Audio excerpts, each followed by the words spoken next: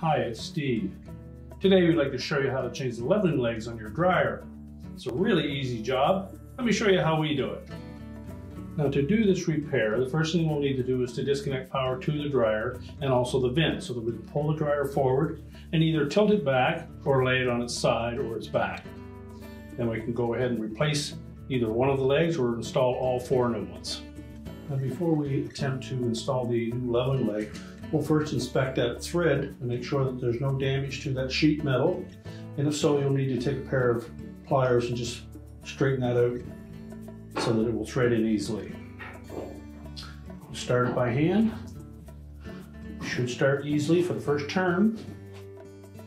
And then using either a 1-inch socket or an adjustable wrench. Make sure it fits snug on the hex portion of that leg, and then we'll just tighten it in.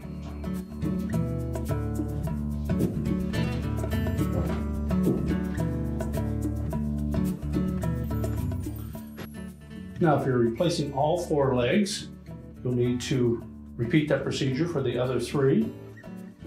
If you're simply replacing one leg, just adjust it in far enough that it seems to be similar to the one on the opposite side. Once you stand the dryer up and push it into position, you can then make an adjustment so that it's level and sitting on all four legs. Now with the dryer in its final position, we'll just make any adjustments that are required so that it is sitting firmly on all four legs. And then we can complete the installation. We're now ready to reconnect the vent and our power, and your repair is complete.